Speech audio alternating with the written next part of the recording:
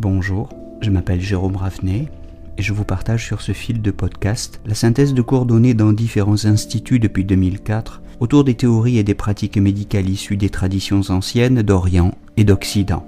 Bienvenue sur Énergie Tradition Santé à tous ceux qui nous écoutent avec discernement.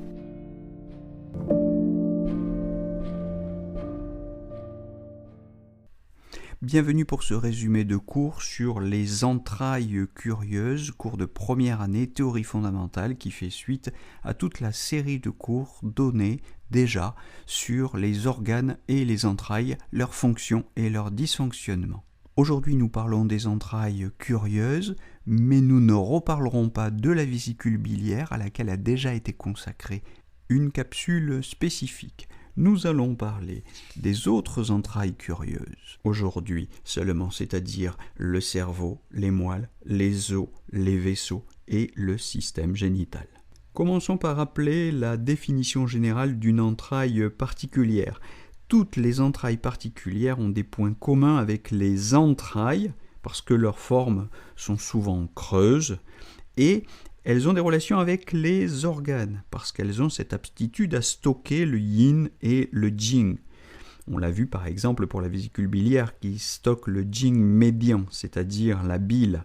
Mais ces entrailles curieuses n'ont pas de relation bioli, interne-externe, comme les autres viscères qui sont tous couplés. Bon, à l'exception évidemment de la vésicule biliaire qui est couplée évidemment avec le foie. Je lis le Suwen, les questions simples au chapitre 11, qui dit « Le cerveau, les moelles, les os, les vaisseaux, la vésicule biliaire et l'utérus, ces 6 viscères, sont engendrés par le chi de la terre. Ils sont tous cachés dans le yin et ils sont à l'image de la terre. Ils conservent et n'excrètent pas. On les appelle Qi-ren-zhi-fu, c'est-à-dire entrailles curieuses. » Alors j'ajouterai quand même une petite remarque personnelle parce qu'il n'y a pas de relation bioli, mais lorsque vous lisez dans le détail tout ce qui concerne ces entrailles curieuses, vous observerez qu'elles ont une relation privilégiée avec le rein ou avec le cœur. Cela dit, on ne considère pas qu'elles sont liées avec le rein et avec le cœur selon les termes d'une relation bioli, intérieure-extérieure. Prenons par exemple, et pour commencer, le cerveau. Considéré comme la mère des moelles, le cerveau est formé par la réunion des énergies subtiles Jingwei de l'ensemble de l'organisme. Évidemment, il régit l'activité mentale et neurosensorielle. Il est en relation avec les 5 organes par l'intermédiaire des esprits viscéraux, les shen, les po, les hun, les yi et les zhi, comme cela a été particulièrement théorisé sous la dynastie Qin, la dernière dynastie. Mais remarquons que le cerveau est plus particulièrement lié au cœur et au foie pour son activité physiologique et avec les reins pour son développement et ses fonctions physiologiques. On le considère, ce cerveau, comme l'orifice pur du cœur. Bien, et en cas de dysfonctionnement, il y aura toutes sortes de troubles au niveau de l'acuité sensorielle, du comportement, une diminution de la force motrice, des vertiges, acouphènes, etc. La deuxième entraille curieuse, ce sont les moelles. Ces moelles incluent les matières cérébrales de la mère des moelles, mais elles ne s'y limitent pas. Ça comprend aussi la moelle osseuse, la moelle épinière. Ces moelles sont plutôt une substance qu'un viscère à proprement parler. Elles n'ont pas cette forme creuse. Cependant, en médecine chinoise, on les classe comme des entrailles particulières. Elles alimentent évidemment la matière cérébrale, le cerveau, la mère des moelles, mais aussi le squelette, parce que les os sont formés, considère-t-on en MTC, avec le surplus des moelles. Elles participent, ça c'est très important, à la production du sang, ce qui signifie que la MTC avait empiriquement pressenti le rôle hématopoïétique de la moelle rouge des os. Alors quand cela dysfonctionne au niveau des moelles, eh bien on a faiblesse des lombes et des genoux, on a des retards de croissance et de développement chez les enfants, retard dans la fermeture de la fontanelle, retard d'éveil intellectuel, fragilité des os, anémie. Donc parlons des os dans la continuation. Ces os qui sont, je disais, le surplus des moelles. Il y a une relation directe entre les deux tissus qui sont d'ailleurs contigus, conjoints dans le corps. Les os ont 3 fonctions. Ils protègent, ils supportent et ils contiennent. Ils supportent d'abord le corps contre la gravité.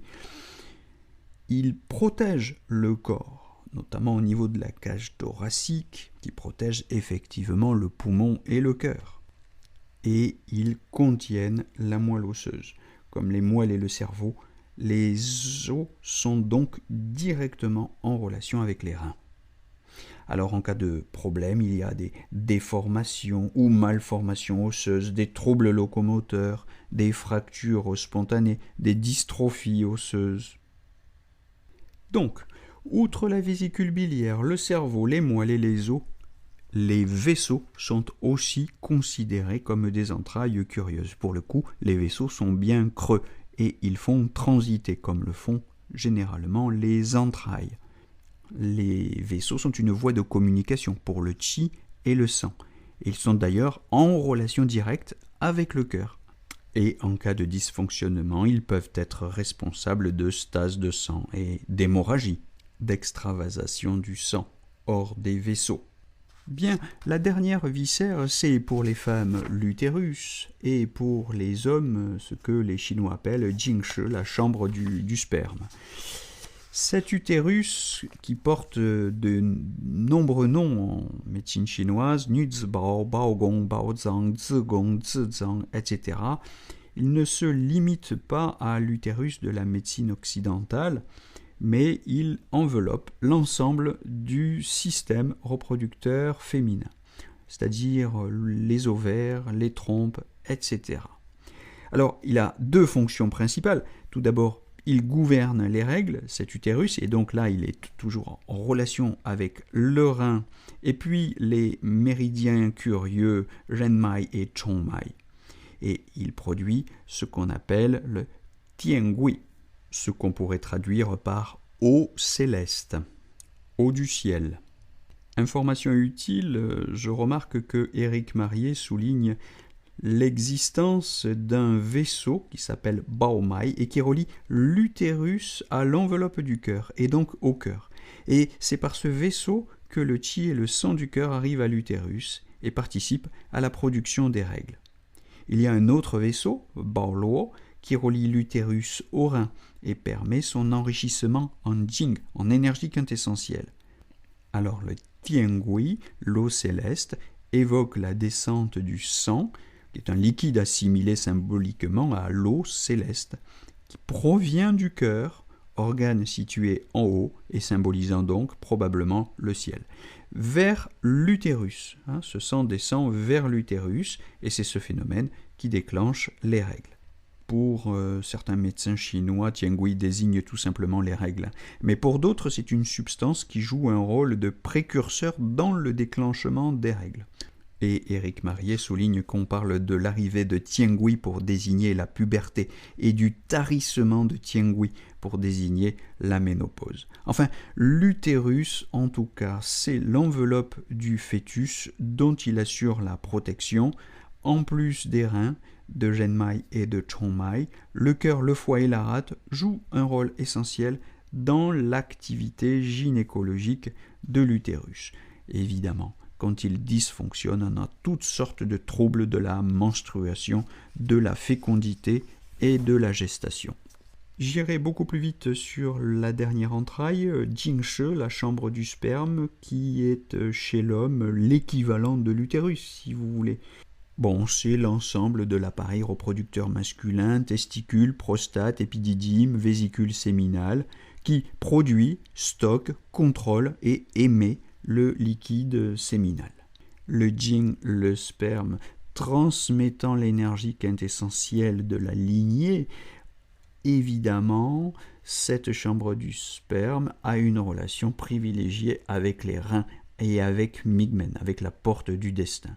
Quand cela dysfonctionne, eh bien, il y a toutes sortes de troubles sexuels, stérilité, pathologie de la prostate, tout cela relève de la chambre du sperme. Voilà, vous savez donc à présent à peu près tout sur les 7 entrailles curieuses. Cerveau, moelle, os, vaisseau, utérus, chambre du sperme et vésicule biliaire à laquelle avait déjà été consacrée une capsule spécifique. Je vous souhaite une belle journée et je vous donne rendez-vous très bientôt pour la suite de ces cours condensés de médecine traditionnelle chinoise avec Énergie Tradition Santé. Belle journée à tous!